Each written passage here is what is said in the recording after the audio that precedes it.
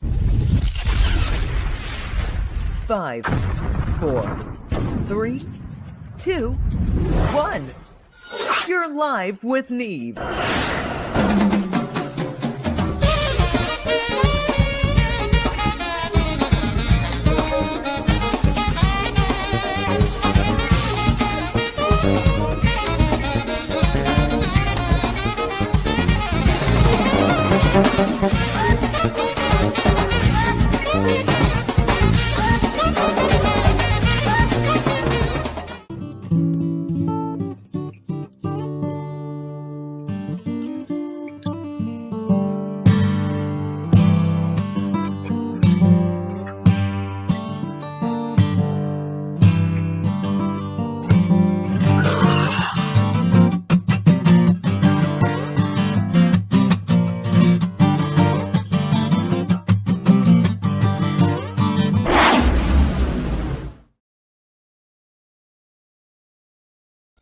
And look at this.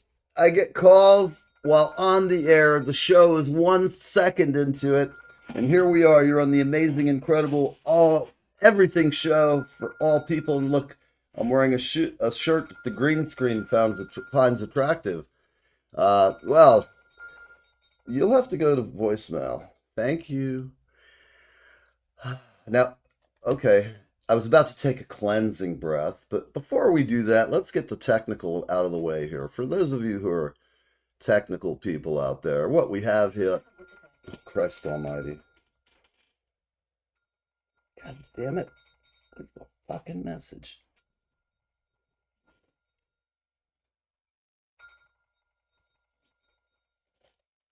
Of course, I'm the only one hearing it because it's in my earbud. And you ask, why do I have earbuds and headset? I'll tell you why. Because the earbuds in there are just so that I get only things off my watch and you won't typically hear it off air. But getting back to the technical stuff, I'm going to try and they've changed our settings around a little bit, but I think we can figure it out. Custom layout. No, that's not it. Custom layout. Let's see what we've got. Video. Here we go. Is there any more? You know, this is always interesting. I suppose I could change my shirt. That's going to drive me nuts all freaking through the night. Actually, if I sit here just right, you can see the whole picture of the bridge. And I'll pull it tight so you can see my man booty. Whoa! Okay, this is the kind of show you only get once in a lifetime, people. I very rarely change. I don't like to wear green very often. I find it just, I'm not like into that Frankenstein green thing. So deal with me for just a second because I want to see if there's some way to fix this. Slides and PDFs. They've moved up. Here we go. Let's see. Audio. We'll go there. Make sure it's coming out of my mic on the iPhone. If you guys in the studio can hear me well, or if I'm too loud, just nod your heads, depending on where you're at. Can you hear me, Dylan? Am I loud enough? Just good? A-okay, perfect? Great, okay. My friends, I've got my friend Dylan and Dan. Dylan is from the Philadelphia area, and Dan is from England, and he's just recently been in Wales. They'll be joining me right after the news, and after I can fix this god-awful video. Here we go. Let's get the green screen shit figured out quick. Oh! What is going on here? Look at that. I think we've been captured by Beelzebub. That is really weird. Makes me look demonic or something, doesn't it? Wow. That's pretty wild and wacky. I have a green screen. Let's enhance my skin appearance. Whatever enhancements they have. See, look at that. It took all that sweat and shine off my brow. But that's what radio is about. It's like being in a rock and roll band. If you're not sweating, you're not kicking serious ass. Now, let's see. It really doesn't seem to be doing anything, the fade or not, as far as the green screen. Let's see. No, maybe so. Maybe we can do something with this. That looks better, doesn't it? Okay, all you people in Radioland, you millions of viewers waiting on my every word. That's much better, I think. What do you think, guys? Yeah, that's better. I don't have the. Oh, but we have no green screen, so you're not seeing the beautiful bridge in Brooklyn. Any rate, we'll go on without the bridge in Brooklyn. So, people, it is Friday, and important things, the most important thing of the day, we must get back. Think about this, folks. Jesus Christ.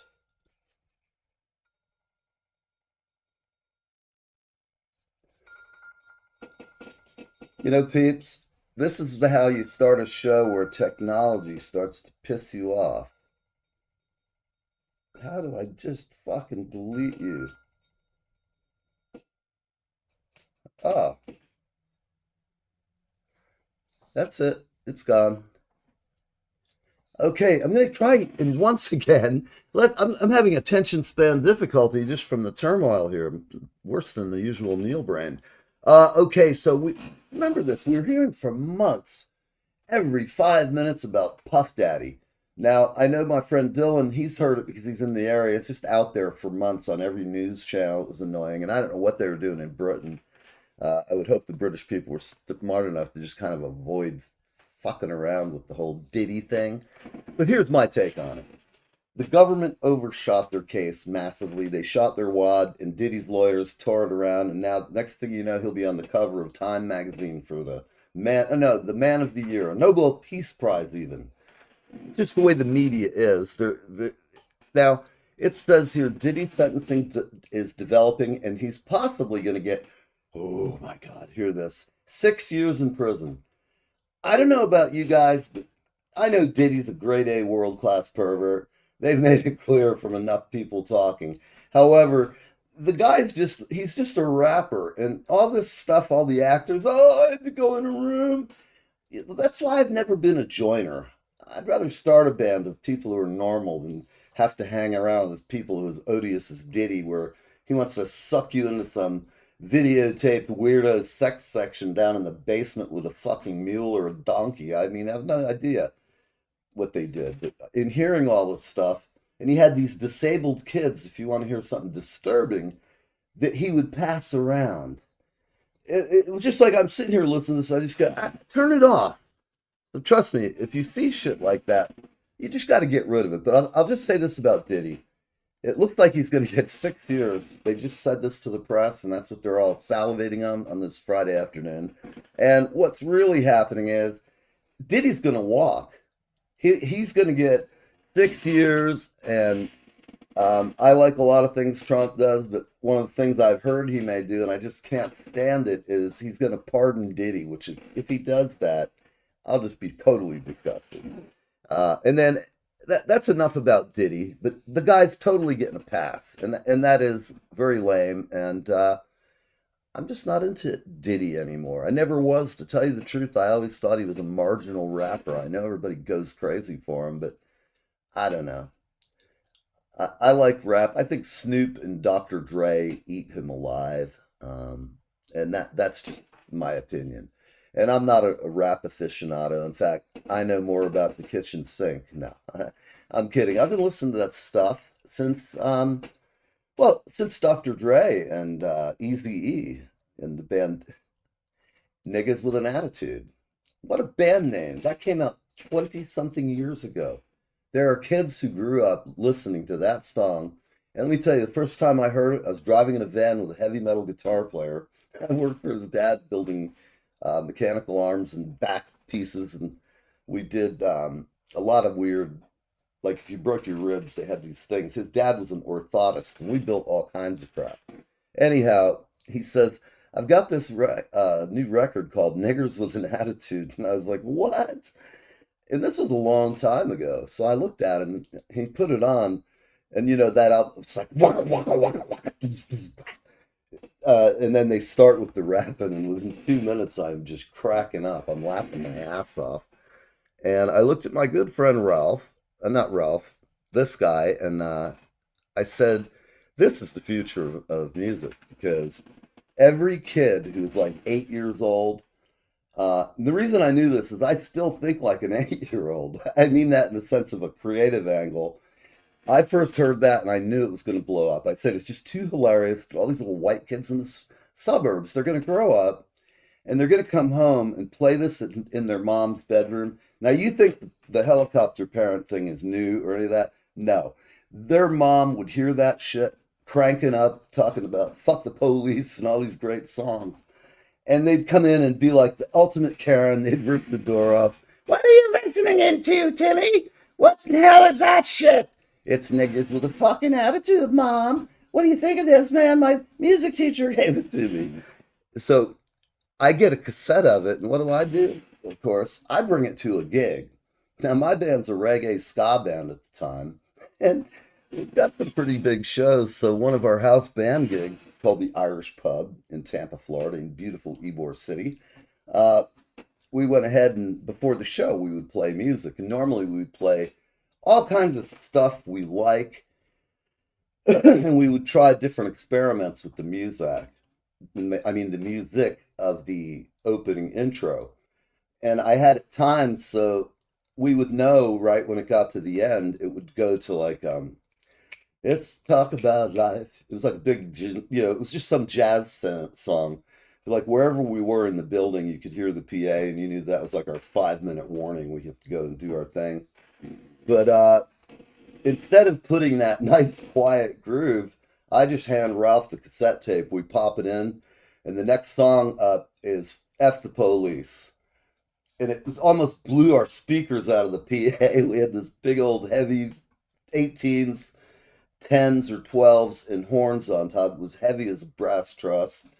And I moved that shit way too many nights, but it came through there so loud. Ralph's like, ah! And then when it started, he was like, and Ralph's my friend from Boston. He worked with the band for 22 years and complete maniac. So I don't know how this all started, and it really doesn't matter. As far as a couple of new issues here, let's see. We're in armed conflict with the drug cartels. They're talking about seizing ports. Here's the most important thing of the day that they're kind of trying to hide down in the small print. Friday after 5 or 4 is always the time to put out the really hideous shit that people in governments or companies do. They always come out with a press release about 5 o'clock, and then everybody's out of town. All the politicians, man, they've been gone, and they're out to their weekend house out on the Chesapeake by now, or flying home, whatever they do. But the New Jersey race has turned into a fluid race, and I can think that's like gender fluid. In other words, New Jersey's always been extremely Democrat, and now it's fluid. So I'm hip with the trend, man. I don't know what you'd call me. Annoying? Okay, and this is kind of scary stuff. Massive fire breaks out at a California, I'll say like Arnold Schwarzenegger, California oil refinery as residents feel explosion. I'm going to come down there as my Terminator outfit and fuck it up. People around there, though, in all seriousness, were saying, thought we got nuked. That is scary. Other things, we have drone sightings shutting down the Munich airport. We all remember this has been going on here. It's been going on in Europe, in Finland. It's been going on many places. It went down right here in my neighborhood. I live very close to a military base, and it was all over the news for a month, everywhere. And we haven't heard shit about the drones since then. That tells me a couple of things. They may not know still really what that was about. They say they do, but they've lied and obfuscated. They should just come out and say, we're still investigating and can't tell you. That's what they need to do. But listen, enough about that. We're going to go to a quick break. I'm going to play a commercial for somebody. Yes, this is our friend from across the pond, Darren Flynn. He's a countryman with with Dan of sorts. At any rate, I'll let him speak for himself. We'll be right back on Live with Neve. See you in a moment. Like a melting flake of snow this year. I won't be sad to see it go. Hi, I'm Darren F. Flynn, a singer-songwriter from Ireland, and I'm on Live with Neve. I would have said it couldn't happen here.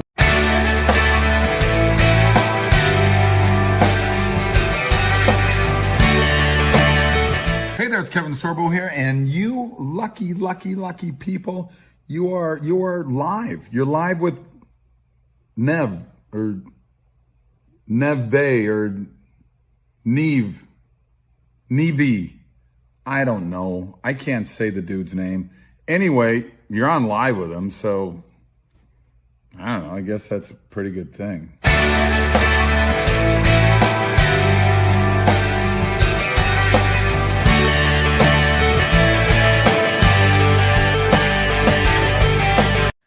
Hello there, my name is Andreas Hellqvist, this is Daniel Olsson, and we're live with Neve and having a great time.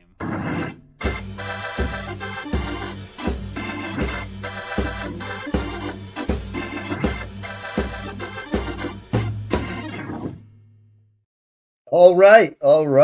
Andreas Hellqvist from Sweden. My man Andreas is one of the best B3 players out there. He's just a tremendous guy. He's a cool cat. He has this interesting thing in quadraphonic Leslies. Four Leslies. It's a big, long technical story, so I'll spare it. But I will tell you this. If you like to smoke weed or anything like that, you smoke a little herb and get out in the middle of this rotating field of four Leslies oscillating at different speeds. There's all kinds of partials and halftones, and it is wild. It just sounds great. And he's been touring around in Scotland, or Sweden rather, and I'm sure they don't have any clue. They've never seen anything like that. It's like, holy shit. So if you're into music, check out Andreas Hellqvist. He's been coming on the show for a few years, one of my earlier guests, and he continues to get better. He was at NAMM last year, and he's getting a lot of attention, and hopefully he makes a good living. He's a cool guy. So, folks, I have two gentlemen coming on who I'm really very fond of. Dylan and Dan. What's up? Man, it's been 2 years. I just happened to send Dan an invite like a week ago, or maybe the week before. He showed up, and we had some fun, and it was a good time. So how you doing, Dylan? I'm doing great. I didn't, it's just been, it's been a long time, honestly. I think it's honestly even closer to, I would say about 3 years or so since. Wow. Well, that's great fun. Yeah, because we've had a lot of stuff, and I mean, Dan can talk about it more because he's kind of researched into a lot of what, our group, but a lot of what we've been able to uncover and find in the last period of time since we've been on here. Yeah. What actually give me a little briefing, like from your perspective, what you've done, and I'll have Dan on and wrap it up because I'll have some questions. I'm sure this is really cool. For anybody who's watching and doesn't understand how we met, these guys have a club or a group of people. They just met up on the internet, and they had an interest in the music that was playing in New York, the World Trade Center, and particularly around the time that it was knocked down. And they've come, it was the Elements or Elemental music program, and they've talked to several people I know that I'm friends with, like Craig, the guitar player up in Spokane or whatever. I think you've talked to him. I'll think of Chad the last Quist. name. Yes, Chad Quist was one of them. And the guy, I've interviewed him. I'm sorry, I've had 500 interviews in the past 4 years, so some of them are good, but his was good and a lot of fun, but I can't remember it, not off the top of my head. And I would rather listen to you guys. So when you met, and last I left off with you guys, you hadn't found anything new other than we had a few songs that it's amazing how I miss those songs, even hearing them in the Muzak format after I heard them when you had them and played them. I just went, wow, this is cool. I think one of them was Just the Way You Are, isn't it? Yep. That one just clicks in my head. And watching it walk around the plaza there in the little park, that really blew my mind. It really did. Because I've been there and I've been up in the towers before they fell once, and so it's just, I don't know, you guys, well, you were here in Philly, so you were an American going through that, and you were in England, I imagine that was pretty weird for you guys too. Well, I'm from New York. I didn't. Oh, you are from New York? Yeah. Oh, You said it Christ. before. I was like, no. Well, I apologize. No, So it's all you were good. here during the were Yeah. you here during that time? And Yes. give us the brief what your 911 story is while you're here. I mean, we got some time to talk.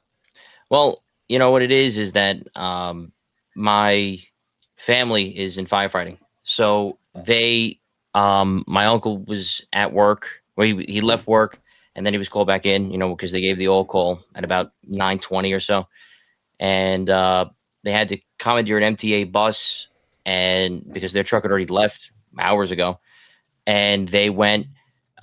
They barely missed the final collapse, the North Tower collapse.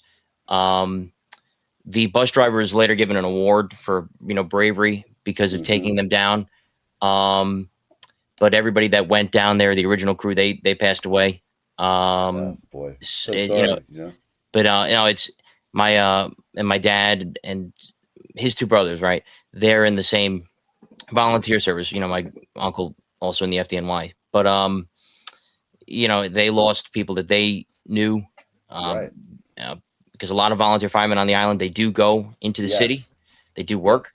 So they lost two people that they knew in their department, as well as others that they knew in various other ones. And they were down there from anywhere from a couple of days to my uncle, who was there to the last day, May 30th of 02. So Wow. it's always been there. It's always been a part of me. And then once I found Dan, it kind of, I always knew everything about it, but I didn't know this part. And, working with Dan over the last almost 5 years now, we've been able to preserve a lot of the music stuff that your friends and other people have worked on, like the art itself, Right. but also the vibe of what it was like in a normal day at the World Trade Center for the 3 years that it was, Muzak was playing from 98 to 9/11. Wow. And Well, Dan can talk about like why he looked at it in the first place. They also had the tower up there. Yep. Because Muzak was off air for a couple of days. I'm not sure how long it was, but I know it was down until they turned it on at the Empire State Building, which was where it used to be broadcast from before the Trade Center was up. If I understand, it was more of a personnel difficulty than the actual turning on of the switches and getting it to work. How did you meet Dylan? Who met who first? Well, he joined my group in, I think, January 2022. I think that's when he joined. Yeah, because we found the songs in 21. Yeah. Wow. Some of them. You were what, 13, 14 years old back then? I was 14 at the time. Okay. I said it before, and I say this to people who've seen the other show with these gents. You guys are just great. It really caught my mind when I saw what you did. I get all kinds of stuff thrown at me that, some of it's good, some of it's bad. Some of it I really love, and I might love it, and it might not be that interesting, or it might not be a great project, but I always believe people can get better. They work at it, and somebody I know now who might be just getting started, another 2 to 5 years, they might be huge. I mean, I'm amazed. I've gotten some new bands I'm going to have on the show. They're just unbelievable, top-notch European bands. And every time I listen to something that good, and I consider you guys, as far as the show you started, or the page is more like it, but I just thought it was one of the most unusual and cool and hip things that I wished I'd have thought of. And I say that with true admiration. I just thought you were like the coolest kids to me. I was like, these kids are cool, man. You got to see what they're doing. I've told some of my friends who work at Muzak, and one in particular is a buddy of mine who had a stroke. Everybody out there, Dave, registered folks, is out there. He's in Florida. He's at a home and resting comfortably, but he'd love to hear from you. And if anybody would like to see or hear from Dave, give me a call or drop me. You know how to find me. Dave is doing well, and he was my guy who I used to ride around with, and I wish he was a little more able to communicate well, because he would tell you probably by memory, even with his stroke, all the tunes that were on the Elements program, if you don't have it, because he's the kind of guy who would remember the whole thing. He was with him for 22 years. He knows that shit way more than I do. I used to call him up and say, hey, I've got a client and they want this. he'd go out, I'll get you a CD and we'll put this in and they'll buy from you. And he really helped me out a lot. So I'm thankful for that. Um, what was it for both of you that inspired your thought about it? Like, what made you go, "This is cool to me, and I'm going to dig in"? Because I guess you couldn't find anything out about it. Is that what drove your curiosity? Dan, you go first because Dan started it, and then I kind of came along and I kind of helped kick the ball down the curb a little bit more. But Dan Great. should answer it first. Go ahead, Dan. Yeah, I mean, to me, it started with my fascination in architecture when I was much, much younger. I've always been into architecture and tall buildings and skyscrapers and all that sort of thing, which Right. eventually led into the whole subject of the World Trade Center and the tragedy of 9/11. And then later on, it moved on to the interest in. I found out about the music that was playing there from a video footage that was recorded on the day, and that's Right. what really started my fascination in the subject. You're talking And about I the thought, video where it's downstairs by the picnic tables playing Just the Way You Are, and isn't one of them? It's not Cool in the Gang, but isn't there a remake of one of the soul tunes in one of those videos? I can't remember. Do you know? You remember, Dan? Well, the two songs that we found right That- away that you could tell without even trying, and Dan found them. That was the first little batch. Was "How Deep Is Your Love" and "She's Always a Woman."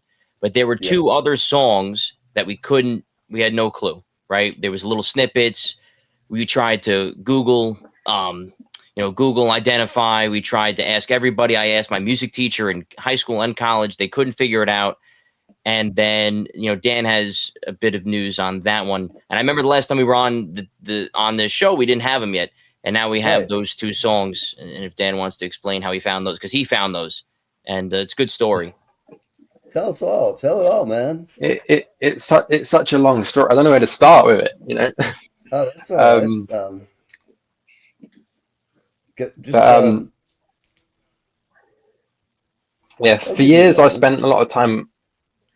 For years, I spent a lot of time contacting the artists who worked the music for the Environmental Channel, who recorded a bunch of cover tunes and original songs. So you went I the route of probably finding over the the years. publishing? Yeah, Is that how you did it? I found out who was recording these tunes, and I contacted a bunch of them, looking to see if they were the ones who made. There was songs. Sorry, I don't know how to put it. Wasn't something just came into my mind? We were talking. It's on the same note. Chad Quist is one of the guitar players. I couldn't think of his name before, and I mean, he is a. Not only is he a tremendous studio and live musician, he's a great dude, and that I respect about him. He's most great musicians are good, straight up people. You don't get that to that point and being an asshole. Most of the ones who are an asshole, well, they either started and got there in spite of themselves, or once they got rich, they get all full of themselves and their head gets huge and they, say do dumb things, but whatever. So when you tell me more about the second tunes that you found. Maybe about the musicians. Just give me like a broad overview from the beginning. How you found it. And I think it was shortly after the last time that you interviewed us. I think it was in November 2022. We had found one of the other songs which were playing in that footage. It actually turned out to be a cover of the Wrens' "Come Back, My Love." Is what we found out. The Wrens. Wow. That's one of the bands I believe that was like kind of swindled out of a lot of their money by like Tommy Mottola or one of those guys. A lot of those doo-wop groups were. Yeah, I'm thinking of oh God, not Mo Green, Morris Levy. He was like the king of all I'm going to say is I'm glad he's not alive, because if he possibly ever heard this, I'd be living in mortal fear. He was a big guy, and when the press would say, "I hear you got somebody to beat up so-and-so," he goes, "What? Nah, if somebody did it beat up, I'll do it myself. I don't need some bad, asshole." Right. He screwed like tons of groups. Not a good person, but one that they've portrayed in a couple of movies is fairly funny, but deadly funny. Like the movie, not Casino, the other one, greatest Goodfellas. Goodfellas, yeah. You know, some of the musical stuff in there, the references, that was a real reference. And of course, in The Sopranos, it was Hesh, Yes. the character. But so yeah, right around Thanksgiving, Dan found that song, but then there was one song left in that footage that we didn't have. And again, we couldn't find it. And ironically, Dan was just listening to a guy's music by the name of Mike Strickland, who was on Apple Music. He had been doing things, and Dan said, "This guy's got a lot." And he was telling me about it. He was, guys, the days would go on in March of 23. He's like, this guy, he's got songs that sound. He's got familiarities with this song. We had nicknamed it Ice Cream because it kind of sounded like an ice cream truck song. We didn't have the name. We just had nothing. Right. And eventually, ironically, on the 50th anniversary of the opening of the World Trade Center, April 4th, 2023, Dan gets he finds a song called On the Wind by this guy. And it is a match. It is 100% it. Dan messaged him, and he could tell you how he got the real song from Mike, and eventually got him to put it on Apple Music. It's on there now, called Windless. Right. And Dan can tell you how he figured out, how he got in contact with him, and how we got this, where the song was, how lucky we got. Was he receptive to you, Dan? Did he think it was cool that you had dug him up? And Yeah. I'd say he was probably the kindest of all the people I've contacted over the years. He's the nicest guy out of all of them. He's such a nice guy. Right. He's shown so much interest in what we were doing, and Excellent. That's great. So where's he from? Seattle area still? Mike Strickland. He's from Mississippi originally. He moved to Seattle in the late 80s. That's what kind of provoked his music recording career. Okay. He only submitted his original music to the music company, and it was So put on the environmental he channel. submitted to Muzak, and they said, "This is great. We'll take it." Yeah, and those. Yeah, days they should. I'm sorry, I didn't mean to interrupt you. I was just gonna say they were a little more open to things. Let me say this, not to offend any of the audio architects, former co-workers of mine, but that was kind of a nebulous job that the audio architects, it was a bunch of hipsters, and they were all having their lattes kind of argue over what they were going to put in. It wasn't the same as back when the music period you're talking about. It was a whole different world recording wise. People didn't have a studio at home, and for somebody like him to have music ready to go was a good thing, because I bet he made. Did he tell you roughly how much did he make for it? Did he give you any of that info? No. He wasn't. I mean, Muzak had different artists. They had submission artists who would submit their own work. They didn't record for Muzak, but they submitted their own work. That's what Mike Strickland did. But there's other people who recorded exclusively for Muzak, like Chad Quist. He recorded exclusive cover songs and original music for Muzak, where they probably got paid more because they were recording exclusive for the actual program. Yeah. Well, Mike Strickland was he recorded a bunch of music. Muzak showed interest. He submitted them, paid royalties, and all of that. Mm-hmm. For some reason, I know that name, and I'm gonna ruminate on it before. He's now living in Oregon now. Okay, back in Oregon. Wow, that's pretty cool. I'm gonna have to call him up. I'm gonna have to interview him just about his career as a musician. He sounds like a good interview. And then he found it. He found the tape a couple of days. He says, "I think I've got it. That's me. That's my song." He called it Windless. It was kind of a change of his original song On the Wind, and he found it on a tape up in his attic. I think it was a DRM tape or something like that. And he then scanned it to us, gave it to us, said, "Yep, publish it, put it out there." And that was how we found the most coveted song that we had. And then eventually Dan and him became good friends. He tweeted about it. He was thankful, almost like we had rejuvenated his career. I think he's actually put up a new album since then. Oh, great. That's great. And the thing is also, then he sent Dan an autographed, because Dan writes music. Dan is very much into writing music, his own original stuff. So he was able to autograph a CD for him. I believe the actual CD where On the Wind was first located, and I think he autographed about 3 of them. yeah, he autographed All right. 3, Bravo, and man. That's and you know And excellent. he said like he it was great. Oh, that's really he sent cool. me a You know, card as well.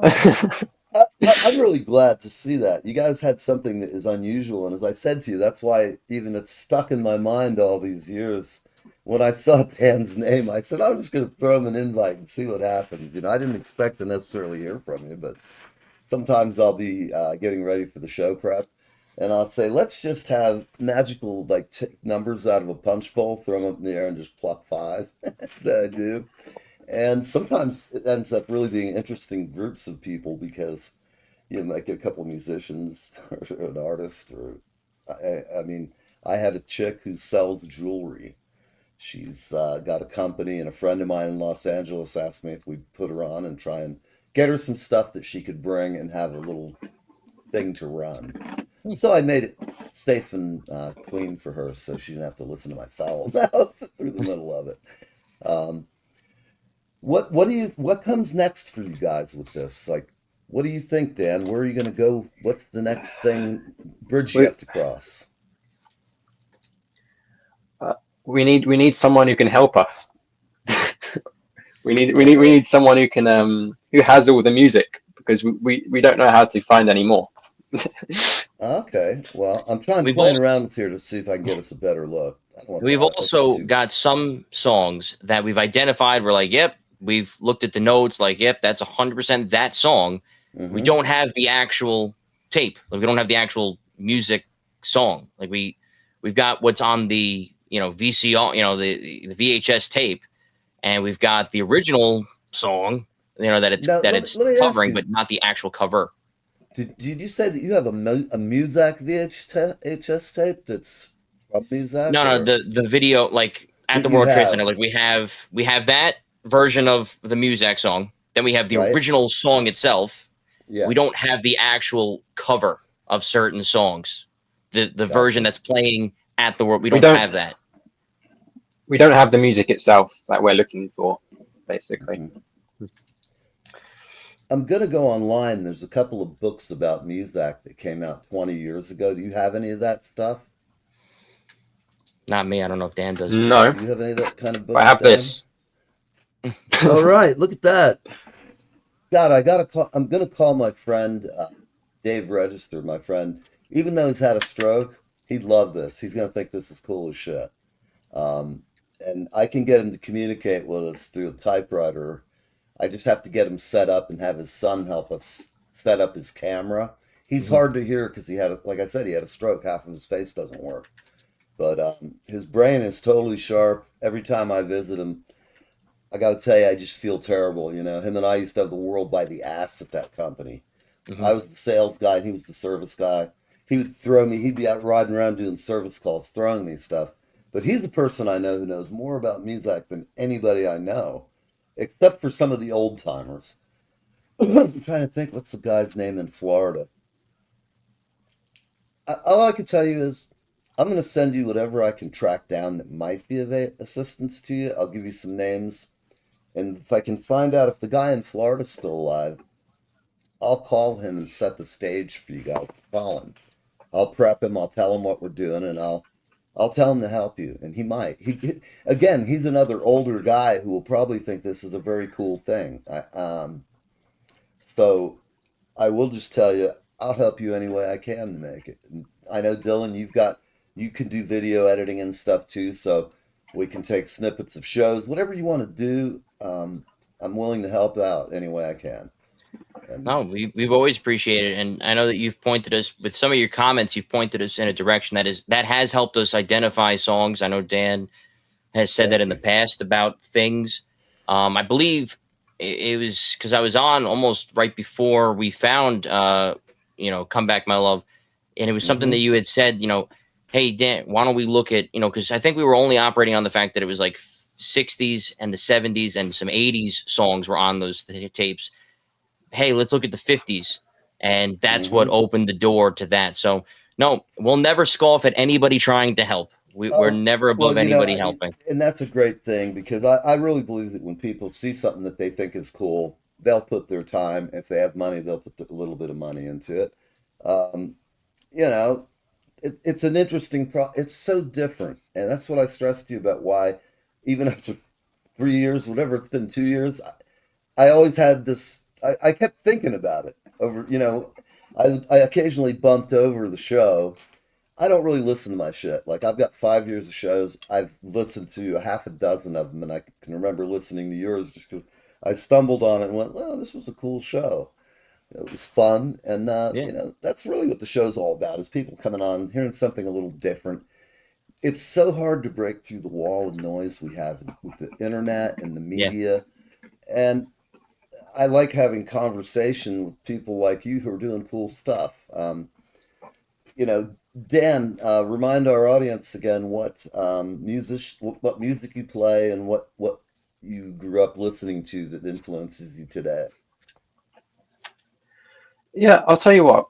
I'd say most of the music that's influenced me over the last few years since I've been putting my time into music is Hmm. mainly came out of my interest in music because music Uh, taught me about the Interesting. music that I like today, right? Bands like Steely Dan, the Doobie Brothers, the Bee Gees, Billy Oh, Joel, great all stuff. these artists that all these artists that I probably Tremendous, didn't really great think music. about. I mean, the arrangement and it's like a band like Steely Dan, but everybody you mentioned, they were all bands that they took a great care in the production of their stuff.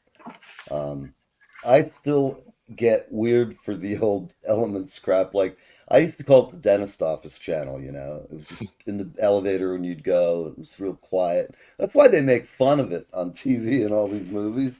They'll have some real shitty piece, but a lot of times our music wasn't shitty because we hired good guys like Chad Quist. These are serious musicians, and when you're a musician, you take whatever gig you can get. And I'll tell both of you, if you can get a gig, even if you think it's on the edge of your ability, fucking take the gig. Just half of it's attitude, and if you have all your So, ducks in a right. row and they just don't know you, go in and make them know you because I think you can get a lot of mileage with this. Maybe you have the makings of a book here at some point. Um, we get find some more stuff about this. I don't know. I'll tell you I'm what. guessing. Yeah, Sorry, go ahead. it would be good to see Chad Quist back on here one day. Yeah, yeah. Another thing that just sort of clicked because I was thinking about this. I bet some of the guys who still own franchises around the country, they're they're mood affiliates. And I don't know if they've all been thrown out yet because I haven't talked to anybody. But I'm gonna do a little digging around. I know a couple of guys like Charlie Tanner's one in Florida. They owned tropical music since like 1940 or something. I worked for them too for a while. One time I got hired for a job and it was going great. A month into it, I was having fun. Had a guy that I know from another company I worked at. We rode around in the truck fixing audio systems for music, and we did all kinds of shit back then to fix card access, doorways, and keypads that you just pressed a button, like the loan shark operation, steel door and stuff. But he would be a guy who would have access to old, perhaps still old stuff that's just in boxes that they couldn't get rid of because they don't want to. So I'll make some of those calls and I'm going to make a list of some things that I think make sense after we get off. And I'll send you a list after I have a little time to, it'll take me a week or two to make some phone calls, but because some of them are going to be like, I haven't heard from you in 3 years. Where the hell have you been? Or 5 years. And some of them they'll be like, oh, you're still I, alive? you know, But I, I You got could I time. could I could tell you go ahead. who produced most of this music. I could tell you Great. Well, if they did have the songs we're looking for, who would. that Um, would be great. I guess I guess the main thing is we need to somehow convince them to let us hear the music again. Yeah, Because what I think I can do uh, is set up a page where we can put up all of our data that I'll put up whatever I get and you can follow up on it. And that way we'll have it and I'll try and get some more stuff to fill the pipeline up. And like I said, maybe you guys can turn this into a book at some point. We can Well, find enough. NPR. 2 years ago for 9/11, NPR did a story about us and finding Windlass, and all of the we call him the Talercio songs because that's the guy who filmed those 4 songs. There's a couple of other songs that we've found through other tapes on 9/11 of other songs, Muzak originals, covers. Have I Told You Lately? That's right. That's a cover, Rod Stewart. An original of a song called Upstream. And then, we found a couple of weeks ago, we finally found the last one, right? The one that kind of was like, it is right now the last song that we ever had of 9/11. There's nothing else that on 9/11 that we don't have identified, which is Talk of the Town. Wow, Talk of the Town. I love playing that song. Great. So we don't, but that's one of those, like we were talking about before, we don't have the song. Nothing. We don't have it. So that's kind of something that we're. But I can tell you. Here's the thing. I can tell you who made it. I know who made the version. I know who produced it. Who made it? It was the Harley brothers, who were a Muzak group who recorded cover songs for Muzak. It includes Chad Quist, Mike Stone, Brian Nelson, who's the producer. You say Mike Stern? Or Stein? Mike Stone. Mike Stone. Oh, Mike Stone. Oh, interesting. Huh. Craig Flory, Dan Marcus. List goes on. But we know who did it. It's just we don't have it. We've got like 95% of the way. Just unfortunately, that 5% is the most and the thing is, well, the guy who produced it, I know he has it because he has all the stuff he produced for Muzak back then. But we don't know how to convince him to send that to us. Because some people, some of the directors and producers and stuff that we've talked to, they're like, Muzak's a private thing. It can't be privately owned. Some of them are like, fuck it, we don't care. Play it, put it online. And some people are like, don't put it on. So it's a balance of the public good and that thirst for preservation and knowledge and the law. I think that the law. It falls under the Rights Act, where you can record for educational purposes, and I think this clearly comes across as educational purposes. And we're not trying. You guys aren't trying to exploit it for you're not making any money. If anything, you're spending money to do it. And your aim is true, as the song says, and that goes a long way. I'm sure that's why NPR interviewed you guys. Yeah. Do you have that recording? Do you have an MP4 of it? I'd love to see it, just because I'd like to see you. It was actually WBUR, which is a Boston based independent radio station, and they shown interest in what we were doing. Or did they find you? They I think they reached out to Dylan. I think. Yep. Okay. They reached out to me, and then I gave them Dan's contact information. He talked about it, and they also interviewed Mike Strickland, because the whole point was the piece de resistance, finding Windlass, right? Finding that song that had, and also that song has opened up a lot of other doors as well for us, because it was figuring out that song and putting it to the tape. That we always thought that there were 4 songs in a row. They're not. That She's Always a Woman played 4 minutes earlier than we thought. So it's minor things like that people might scoff at and say, who cares? But to us, to get things right, historically it's a correct. Historical thing. You got to get it right. There's always a niche market of people who are interested in things like this, who without them, great discoveries get lost, or just arcane information related to, it's kind of stuff that sociologists would be digging into someday. And it's all science, depending on who's looking at it, or it's just a box of rubbish. But in this case, I think it's I'm a huge fan, as I've said before, and I'm glad you guys joined me today, because this is always a fun topic to talk about, and I think it's cool as hell. No, I've always thought it's cool, and I know Dan thinks it's cool. And I found Dan, because you were asking how he got. I found Dan because I always heard those songs. I always saw that tape. And then I found that they were looking for it on YouTube in late 2020, early 21. And, he was giving updates on YouTube. And it was like I was following along, and then eventually joined the group. Check that. I don't have that. Can you send me a link just when you get time to Send it wherever. YouTube. The Not YouTube channel. I mean, Facebook's fine. But I'd love to hear it. You know. But also, when you said like, what's the next step? Honestly, the step that we're hoping for, and even though it would kind of not quote unquote put us out of business, but you know what I mean, it would kind of seal the deal. Is hopefully one day finding the records, you know, the play records, to figure out every single song, so we wouldn't have to parcel it, and we would then have the complete 9/11 playlist, for lack of a better term. But you know, that I whole think that thing. I think that information's out there, and you've sparked my mind to think if there are still indeed the older owned affiliates, they're all the oldest. Like it was all a franchise business at one time. So the franchise businesses that were after those guys' time are all gone, including the one I worked for. Got bought up. But those outfits that sell music and do installs, they're not going to go away, and they are the ones to go get it. Like one guy had a big, huge platter record that was like this big, and he had the turntable it ran on. They had those up in the Empire State Building at one time. Big. I've seen them in the book about Muzak, and they're red vinyl, and from what people have told me, they weighed like 8 pounds. They're really thick and kludgy.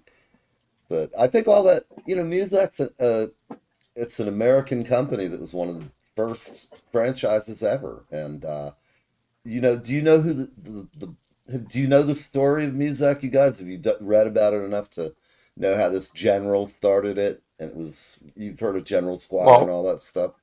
Cool, that's great. yeah, I'm a total music nerd. And for me, the only thing I ever knew of, because you know, living, you know, where I live on Long Island, you know, you go to a diner, you hear it, Yeah, you right? hear it all the But time. also, as being a gigantic Beatle fan, right? The shout Yes, out of Muzak in "How Do You Sleep" by John Lennon, right? right. Calling Paul McCartney's music basically Hmm. elevated, basically crap. And you know, it was like, you know, that was the first kind of thing. So I heard that and I was like, oh, music must be a bad thing, right? Because he's using Absolutely. it as a slam. But I've come now to learn it over the last almost 5 years, working with Dan and looking at this project and talking to some of these artists and the work and everything.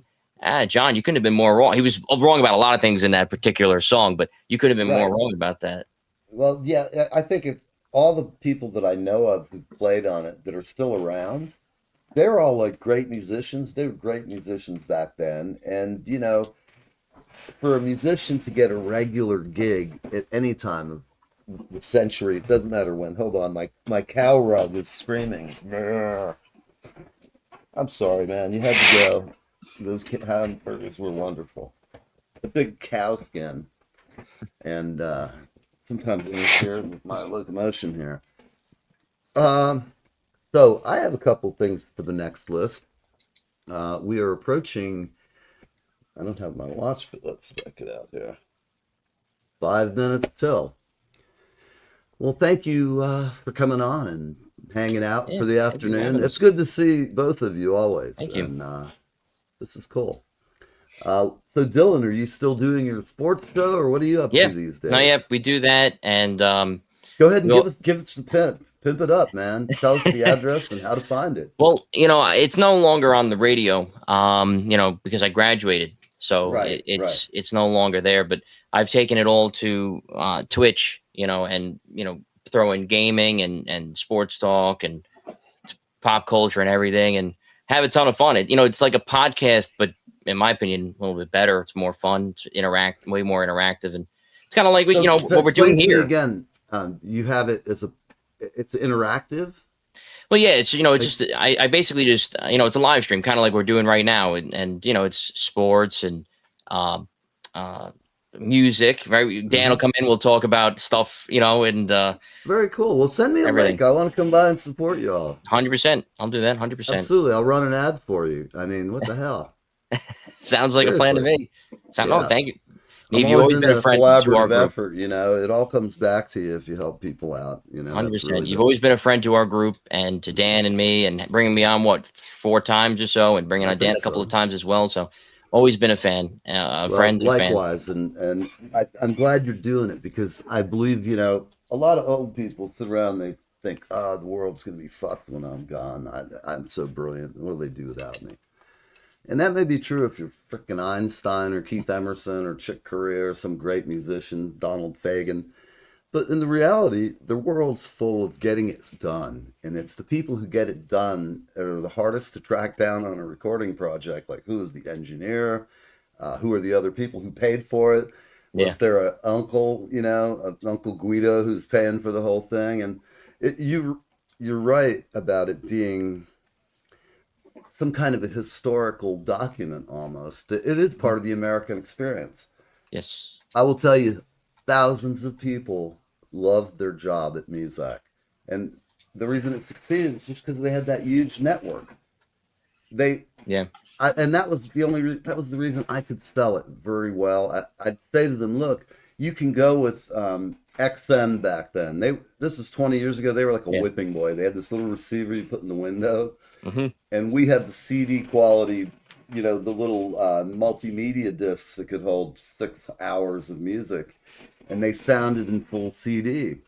So we'd go out and sit in my car, and I'd play a CD through the BMW loudspeakers cranked up.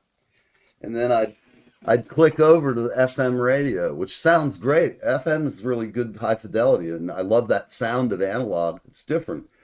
But as soon as they would hear that thin sound of music compared to what we had going on, I mean, back when they first came out, it sucked. It sounded worse than an AM radio. But they got better over time, and really it was a whole, I hate that word, but I'm going to use it, paradigm shift occurred where nobody saw the whole thing coming. But you can make a case, and we'll talk about this sometime. Muzak was in essence the first version of iTunes there ever was, because when they had those 3 cables run out to Long Island, and you had country, you had classics, and you had jazz, if I remember correctly. That was it only adds thousands of buttons. Yeah. Software. I always thought it made me happy that I at least was in a company that has done what Muzak did, and I was there to help. We rebuilt it so that it was profitable enough to sell to the Canadians. But for everybody watching, these guys, Dan, both of you go ahead and tell us your email address or whatever, and then we'll get out of here. Oh, for your show or for your. Go ahead, Dan. You're up first. You go first. I'll share the YouTube channel. You can just Google official World Trade Center Muzak community, and you'll see all the stuff we've found over the last few years, and a bunch of other stuff what we've done. All right, people, and go ahead, Dylan. And then my channel where you can come talk to me about this and anything else that pops into your head is on Twitch. So twitch.tv/Sandas Gaming, SANDAS Gaming. All right. Okay, everybody. Well, check out these guys. Go listen to the tunes, listen to the stuff. It's a fascinating story, and I think it's cool. So if you're the kind of person who likes stuff that's a little different, and I love weird trivia and stuff, so this fits right into my lifestyle of reading a lot and seeing stuff that's cool. And now there's a couple of books I know I got to buy just so I can get my. When I used to work there, I could tell you all kinds of things about it, but it was 20 years ago, so it's just a little different feeling. We are taking auditions for a band. We have an interesting band from down in Lesotho, of all places. And they tell me it's really lovely there this year. In fact, I'm going to take the guys. We're going to get on the Gulf Stream. We're going to go down to Lesotho for a couple of weeks, hang out, get the lay of the land. We're going to go clubbing, and, it's going to be great. We're going to buy some new instruments for Dan, get him a new guitar or a bass or something and a trumpet. They make interesting trumpets down there, but here they are, and we will be back next week. God, where did they go? Here they are, a wonderful band.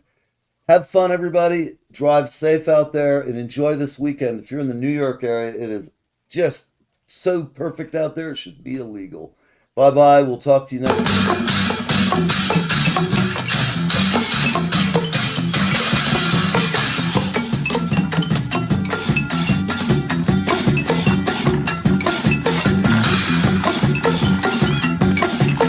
Bye-bye, Susan. Thank you so much for